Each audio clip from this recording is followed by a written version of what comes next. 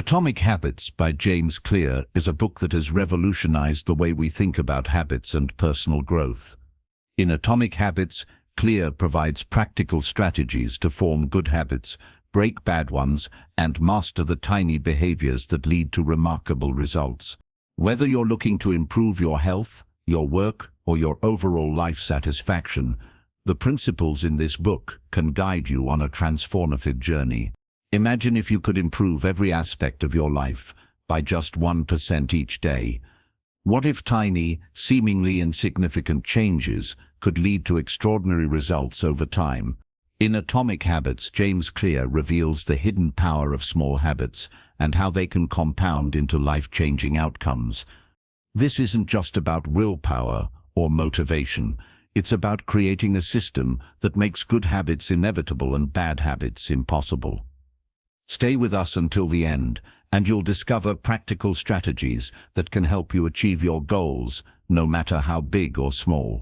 If you've ever struggled to make lasting changes or wondered how successful people build their habits, this summary is for you.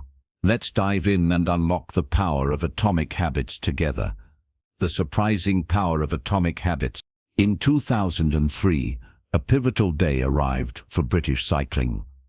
Since 1908, British riders had won only one gold medal in the Olympic Games. For 10 years, no British cyclist had won the Tour de France. The performance of British riders was so dismal that no top bike manufacturers wanted to sell bikes to the team for fear of tarnishing their reputation. However, when the governing body for professional cycling in Britain hired Dave Brailsford, something unprecedented happened. What set him apart from other coaches was his commitment to his strategy, which he called the aggregation of marginal gains. This strategy meant looking for improvements in every small detail. Brailsford started making small adjustments to his team. These changes weren't large, but small tweaks, such as redesigning the bike seats for more comfort, having riders wear electrically heated over shorts to maintain the ideal muscle temperature, and rubbing alcohol on the tires for better grip. These small changes led to improvements and better results. In the 2008 Beijing Olympic Games, the team performed exceptionally well. But how did this happen? How did an ordinary team of athletes become world champions with just small changes? No one could have imagined that these small efforts could make such a big difference. Often, we don't notice these small improvements, even if they are just 1%. But if you pay attention, they are very effective, and their effects are seen not immediately but after several years. Let's see how this works mathematically. If you improve by 1% every day for a year, you will end up 37 times better by the end of the year. Habits are like the compound interest of self-improvement. Their impact doesn't show up in a day, but definitely becomes visible after months of practice. However, the sad part is that these habits work at such a slow pace that it often takes a long time to get rid of bad habits. If you eat an unhealthy meal today, your weight on the scale won't change at all.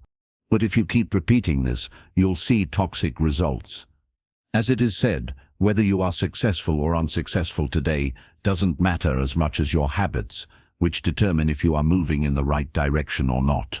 How your habits shape your identity and vice versa. Why is it so hard to break bad habits while good habits are so difficult to adopt, despite our best intentions? Once bad habits take hold, they don't let go easily.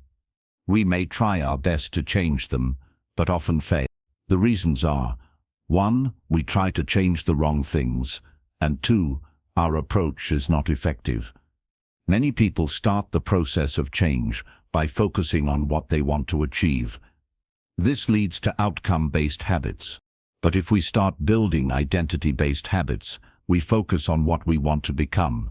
Imagine two people who want to quit smoking. When the first person is offered a cigarette, he says, "No, thank you. I'm trying to quit smoking."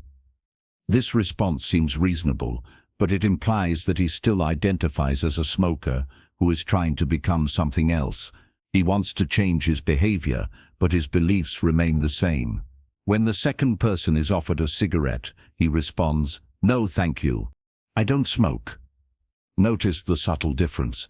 This simple change in phrasing shifts his identity. He no longer identifies as a smoker. Most people don't think about identity change when they seek improvement. The more proud you feel about a certain aspect of yourself, the more motivated you will be to adopt new habits. You just need to decide what you want to become, and by making small changes in your habits, you can prove it to yourself. How to build better habits in 4 simple steps. In 1898, a psychologist named Edward Thorndike conducted an experiment that revealed how habits and rules form our behavior. Thorndike had a keen interest in studying animal behavior, so he started with cats. He placed each cat inside a puzzle box. The box had a door that the cat could easily open by pressing a lever or pulling a loop of cord. Most cats, upon being placed in the box, would try to escape by sniffing corners and pawing at the walls.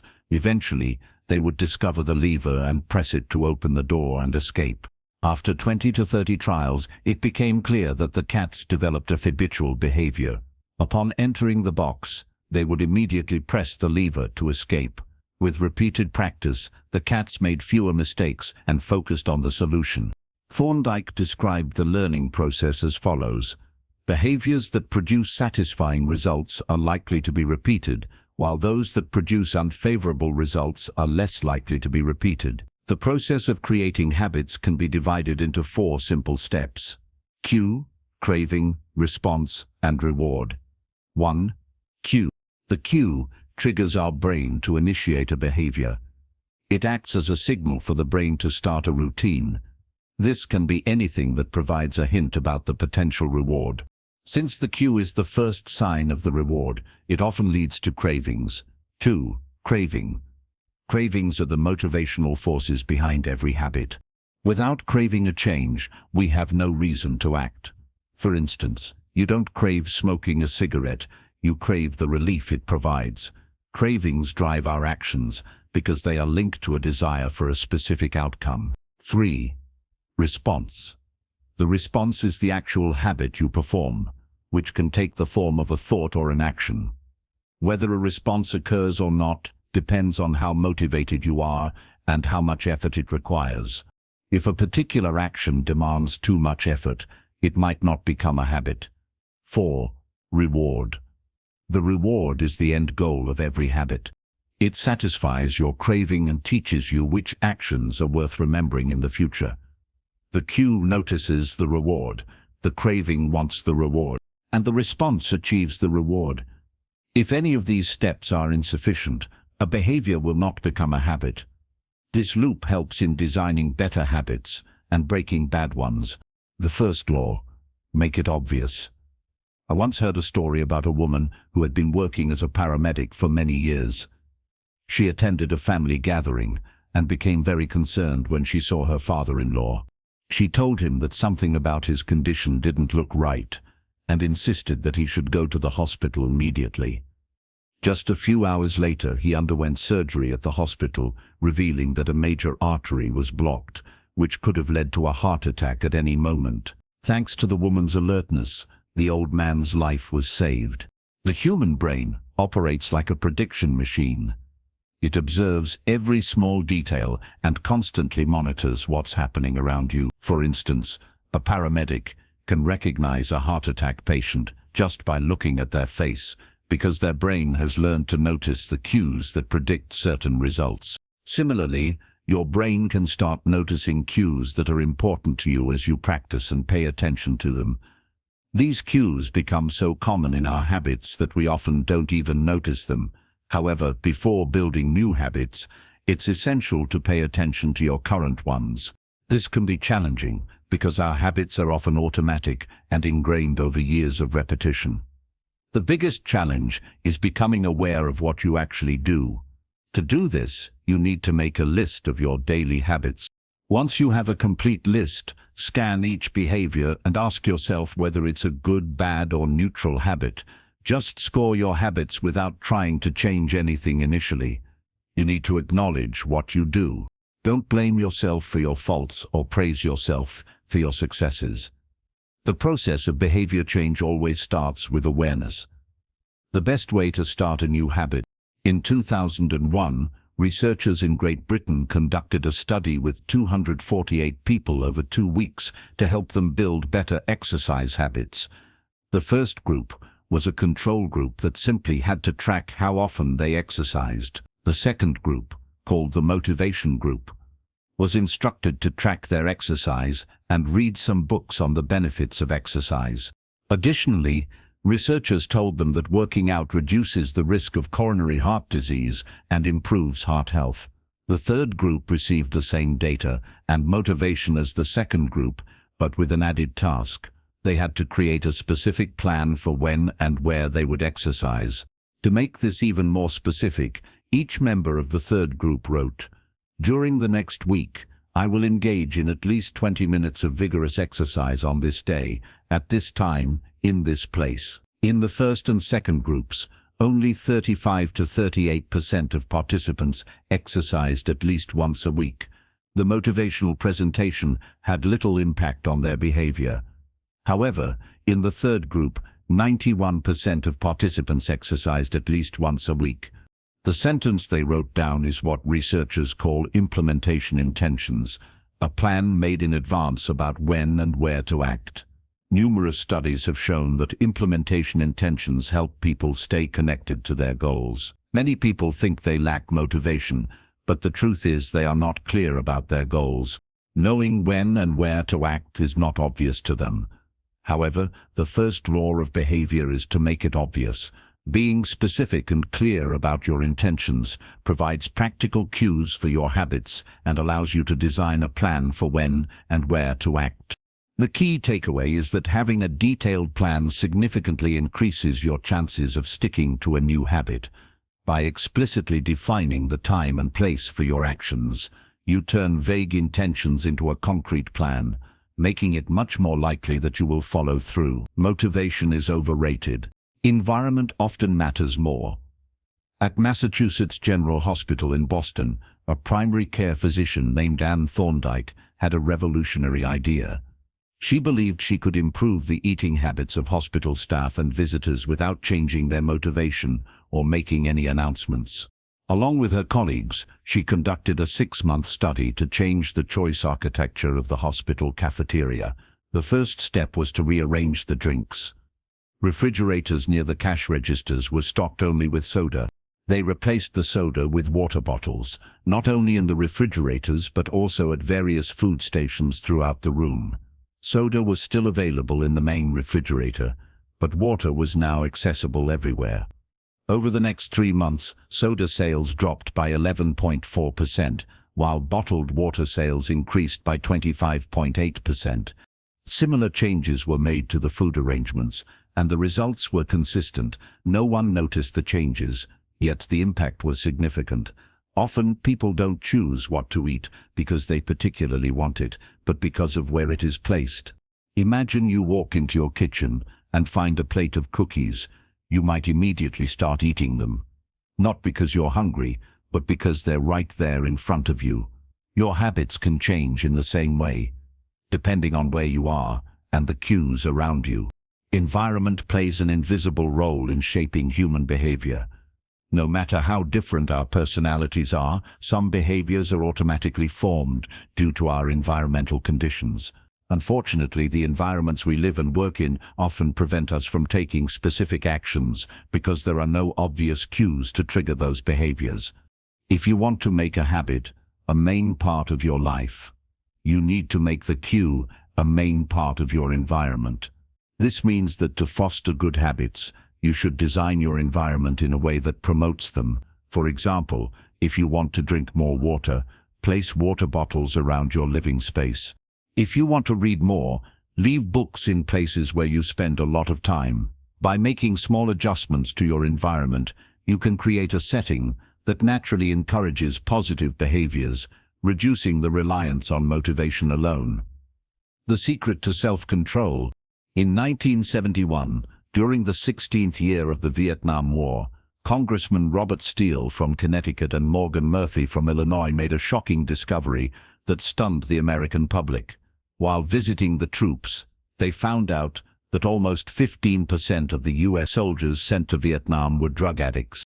Follow-up research revealed that 35% of the service members in Vietnam had tried heroin, and 20% were addicted to it. This discovery led to the creation of a Special Action Office for Drug Abuse Prevention.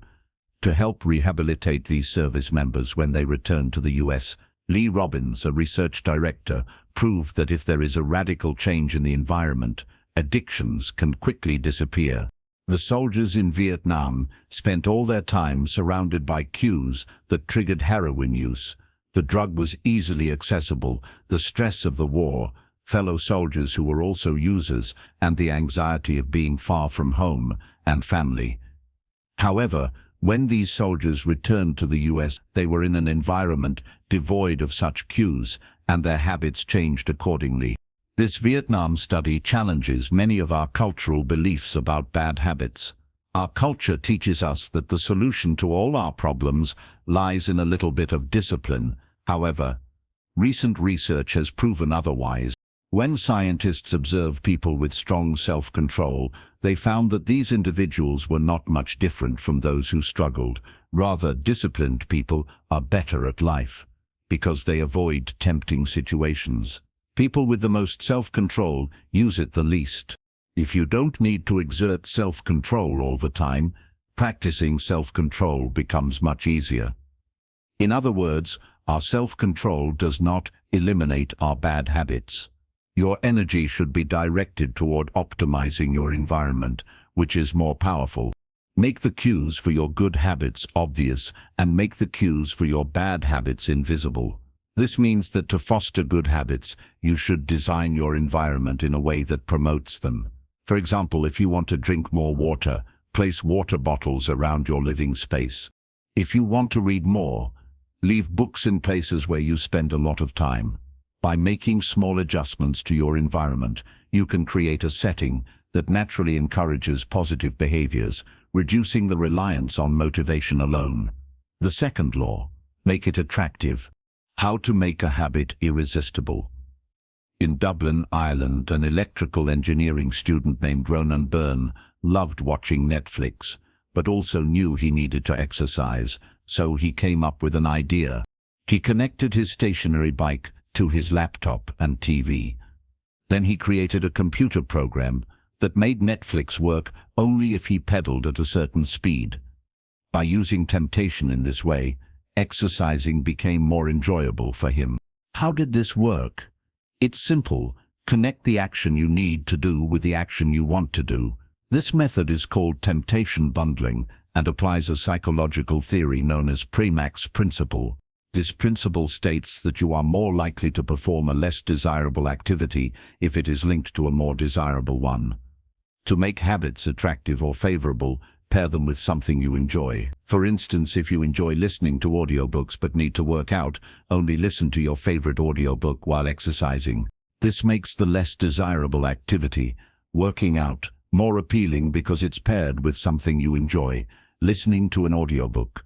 This technique works because it combines immediate gratification with long-term benefits, making the habit more irresistible. By making the necessary actions attractive, you're more likely to stick with them, creating a sustainable habit that doesn't feel like a chore. The role of family and friends in shaping your habits. We don't choose our first habits, we imitate them. We follow our family and friends, our church, our school, our local community, and society at large. Every culture and group has its own set of standards that influence our habits. We unknowingly imitate those close to us, picking up their habits. We copy our parents and try to handle arguments and fights the way they do. We even imitate our co-workers. It's a well-known rule that if you are close to someone, you are likely to copy them. A study found that if one of your friends is obese, your chances of becoming obese increase by 57%. And the same applies in reverse. In a way, our friends and family act as invisible peer pressure. We tend to go in the same direction they do. Of course, peer pressure is only harmful when it leads to negative influences. Therefore, the best thing you can do is join a culture where your good habits are welcomed and encouraged. Surrounding yourself with people who have the habits you aspire to develop will make it easier for you to adopt those habits. Your environment, including your social circles, plays a crucial role in shaping your behavior. Being part of a supportive community can reinforce positive habits and make it more likely for you to stick with them. How to find and fix the causes of your bad habits. You can make any hard habit easier by linking it to a positive mindset. We often say things like, "I have to do this," or "I have to do that." But what if we simply changed one word? Instead of saying, "I have to get up to go to work," say, "I get to get up to go to work." By simply changing the words, you change your entire perspective.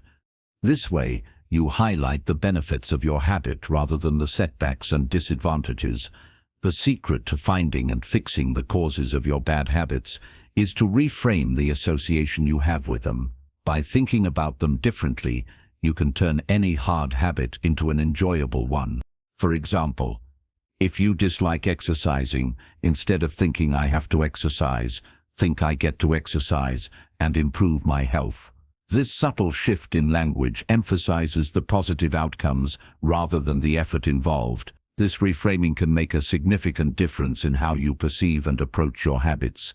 By focusing on the benefits and positive aspects, you can transform your mindset and make it easier to stick with good habits. This approach helps you to appreciate the advantages of your actions, making them more appealing and sustainable in the long run. The third law: make it easy.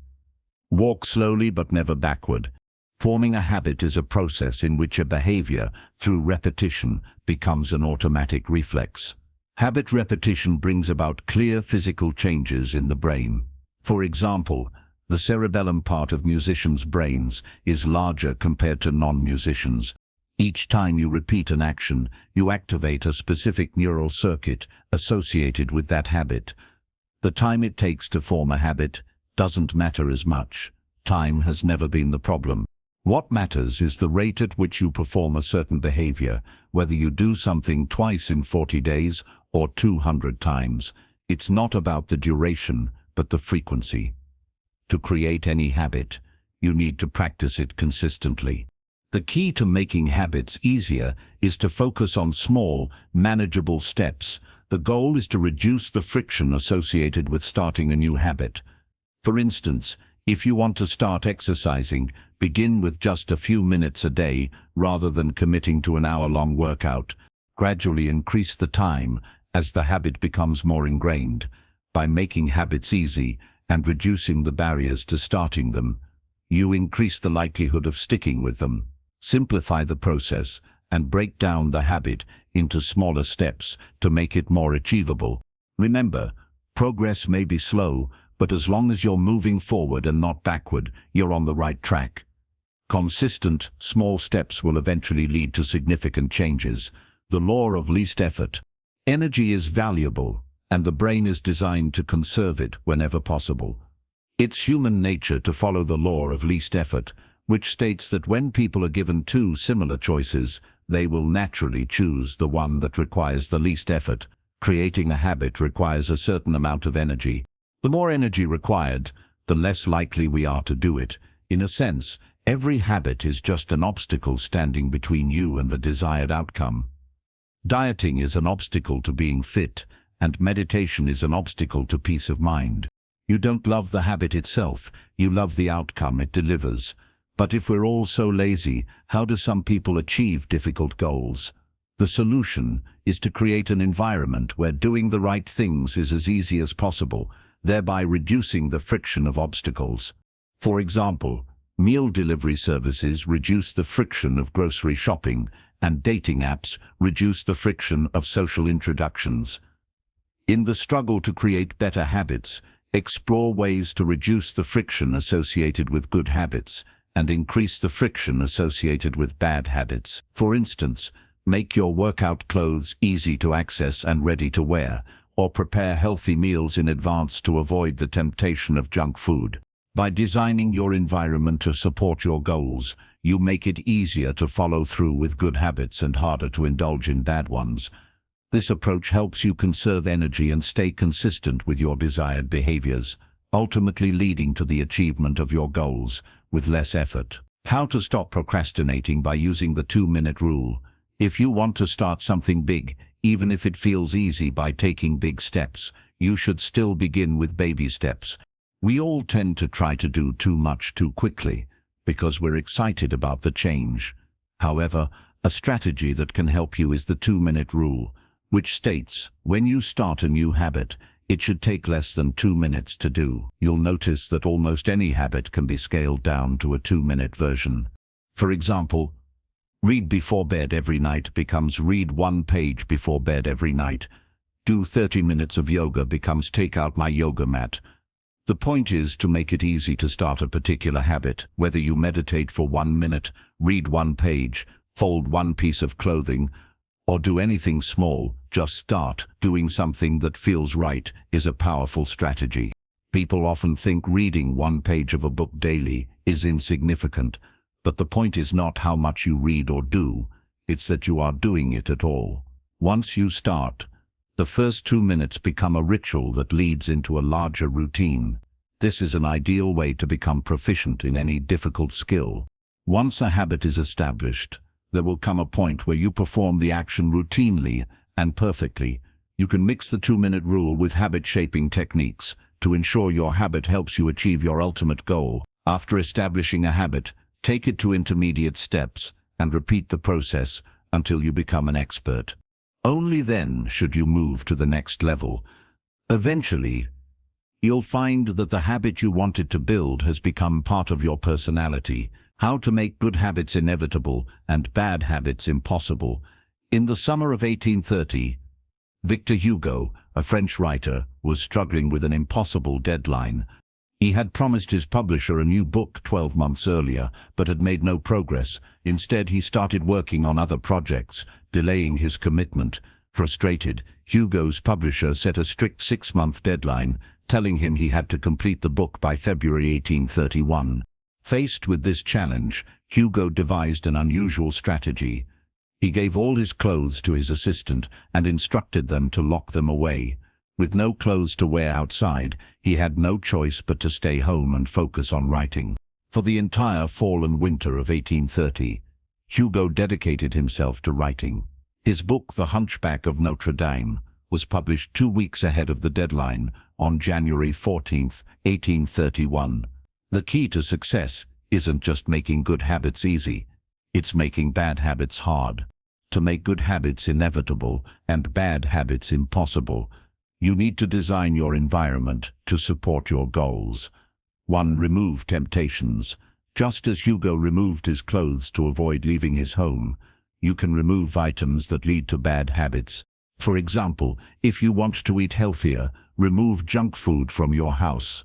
To increase friction for bad habits, make it difficult to indulge in bad habits. If you want to stop wasting time on social media, log out of your accounts or delete the apps from your phone. 3. Decrease friction for good habits. Make it as easy as possible to follow through with good habits. If you want to exercise in the morning, lay out your workout clothes the night before. 4. Create a positive environment. Surround yourself with cues that support your good habits. If you want to read more, place books around your living space where you can easily access them. 5. Make commitments publicly. Commit to your goals publicly, making it harder to back out. This adds a layer of accountability. By strategically designing your environment and removing obstacles, you can make good habits easier to maintain and bad habits harder to fall into. This approach ensures that you are naturally guided towards the behaviors that align with your goals. The 4th law, make it satisfying. The cardinal rule of behavior change. When an experience is satisfying, we are more likely to repeat that behavior, which makes perfect sense. Even small pleasures send a signal to our brain that says, this is good, do it again. Take chewing gum as an example. The earliest chewing gums had no flavor, just bland resins, which weren't tasty at all. But in 1891 flavors were added, making the experience more enjoyable. It stands to reason that if an experience isn't enjoyable, there's no incentive to repeat it. The cardinal rule of behavior change states, behaviors that get rewarded get repeated, and behaviors that get punished get avoided. However, this rule is a bit tricky. We don't just seek satisfaction, we seek immediate satisfaction. The outcomes of all habits are different over time, and these outcomes are often surprising. For example, bad habits often provide immediate pleasure, but have long-term negative consequences. While good habits can be challenging initially, they provide long-term benefits. An immediate reward is often preferred over a future reward. People tend to spend their time seeking instant gratification rather than waiting for long-term benefits. The key point here is that the end of a behavior should be satisfying. If you want to end a bad habit, you need to make the change enjoyable, because change becomes easier when it's enjoyable. Make good habits satisfying. You can track your progress. Keeping a journal or a chart to mark your achievements can provide immediate satisfaction and a sense of accomplishment. 2. Reward yourself. Create a reward system for completing a habit. For example, treat yourself to something small when you complete a workout or finish a task. 3. Visual cues. Use visual reminders of your progress, such as a jar, where you add a coin each time you complete a habit. Seeing the jar fill up can be satisfying and motivating. 4. Make it fun. Find ways to make the habit itself engaging and enjoyable. By making the end of a good habit satisfying, you increase the likelihood of repeating that behavior, ultimately leading to long-term success. Enjoyable. If you want to exercise, choose activities you enjoy, like dancing or playing a sport. By ensuring that good habits are satisfying and pleasurable, you increase the likelihood of sticking with them. Remember, the goal is to make the process enjoyable so that you naturally want to repeat the behavior, thereby reinforcing positive habits and eliminating negative ones. How to stick with good habits every day. When Benjamin Franklin was in his 20s, he carried a small booklet with him daily to track his 13 personal virtues. This list included goals like lose no time, which meant don't waste time, and always do something useful. At the end of each day, he would open his list and record his progress. This method is known as habit tracking, an easy way to monitor your habits. Habit tracking is powerful because it employs multiple laws of behavior change. 1. Make it obvious. Habit tracking makes a behavior obvious. Every time you open your list, you see your goals written down, reinforcing the behavior. 2. Make it attractive. Habit tracking makes any habit enjoyable because the most effective form of motivation is progress. Seeing tangible evidence of your advancement can be very satisfying. 3. Make it satisfying. It's widely known that crossing an item off a to-do list feels incredibly satisfying.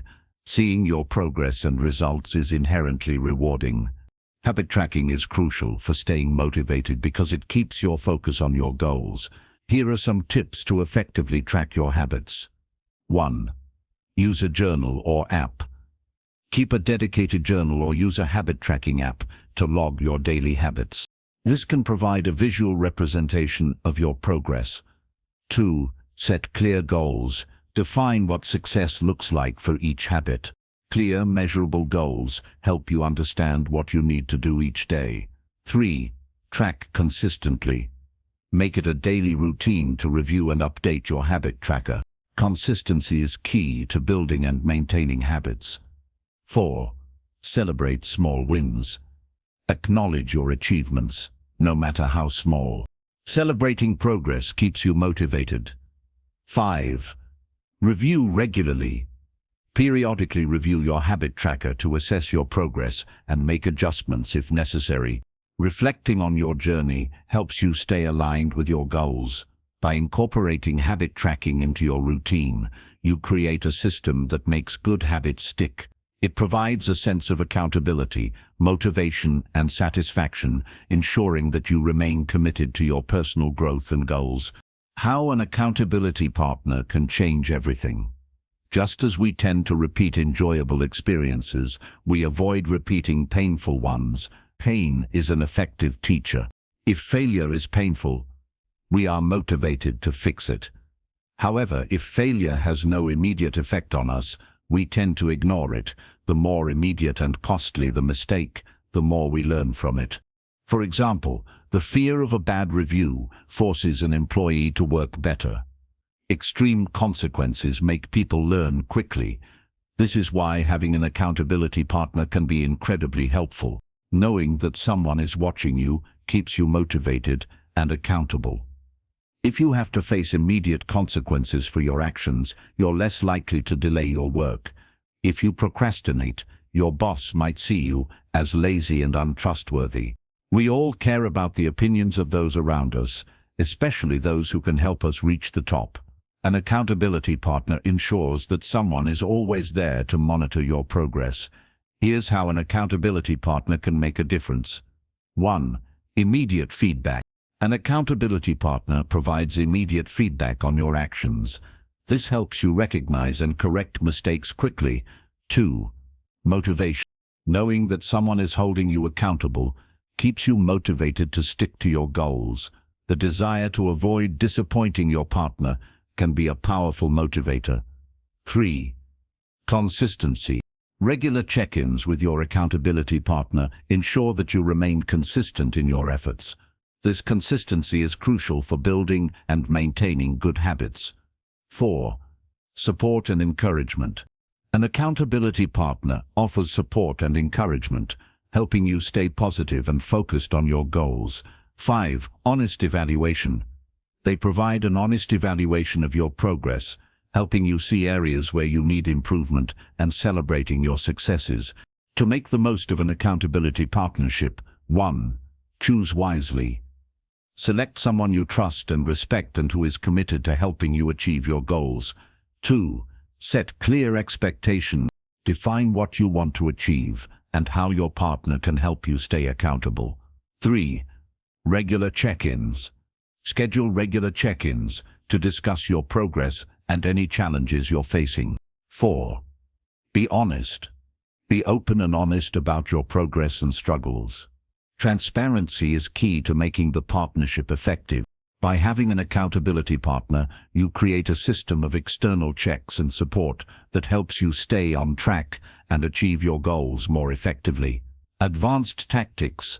How to go from being merely good to being truly great. When you practice a habit long enough, it can start to feel routine and boring.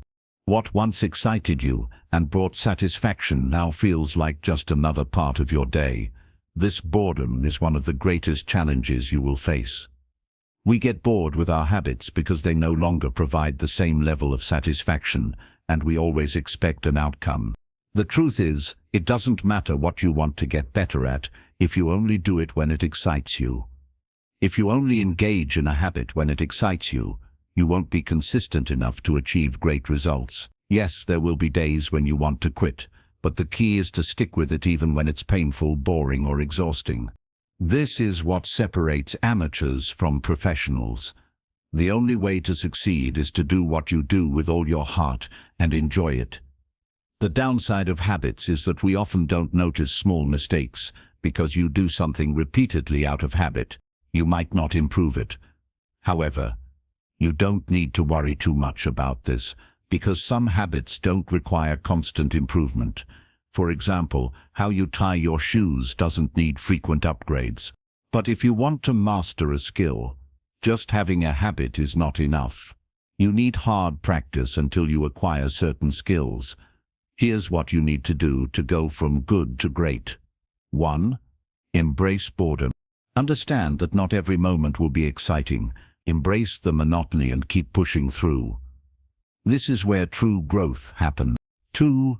Continuous improvement. Always look for small ways to improve your performance. Don't lock yourself into old thinking and acting patterns. Life is constantly changing, and so should your habits and beliefs. 3. Self-awareness. Maintain a high level of self-awareness. Regularly evaluate your performance and look for areas where you can improve. Avoid getting complacent. 4. Deliberate practice. Engage in deliberate practice, which means practicing with the intent to improve and focusing on the aspects that challenge you the most. This is how you develop mastery over time. 5. Feedback and reflection. Seek feedback and reflect on it. Understand what works and what doesn't. Make adjustments to your approach based on the feedback you receive. By incorporating these advanced tactics, you can push past the initial excitement and routine of your habits and continue to improve. This approach will help you achieve not just good, but truly great results. Conclusion: Atomic Habits by James Clear offers a comprehensive guide to understanding and transforming our habits. The principles laid out in the book are not just theoretical, but practical steps that can be applied in daily life to achieve remarkable results. By following the 4 laws of behavior change, make it obvious, make it attractive, make it easy, and make it satisfying, you can create an environment conducive to positive habits while minimizing negative ones. One of the key takeaways is the importance of small incremental changes. Often we underestimate the power of tiny improvements made consistently over time. These 1% improvements compounded daily can lead to significant transformations in our lives. By focusing on the process rather than the outcome, we can stay motivated and committed to our goals. The book also emphasizes the role of our environment and social circles in shaping our habits. Surrounding ourselves with supportive, like-minded individuals and designing our spaces to encourage good behaviors can make a substantial difference in our ability to stick to new habits. Moreover, Clear highlights the importance of self-awareness and deliberate practice in achieving mastery. It's not enough to simply perform a habit. We must continuously seek ways to improve and adapt to new challenges. This requires a mindset of lifelong learning and resilience in the face of boredom and setbacks. Atomic Habits provides a blueprint for building a better life through the power of small habits. By understanding the science behind habit formation and implementing the strategies discussed, you can create lasting change and unlock your full potential. Remember, success is not a single monumental event, but a series of small, consistent actions taken over time. Start small, stay consistent, and watch as your efforts compound into extraordinary results. Thank you for listening to this audiobook summary of Atomic Habits by James Clear. We hope you found the insights and strategies helpful, and that you're inspired to start making small, positive changes in your life. Remember, it's the tiny, consistent actions that lead to remarkable transformations over time.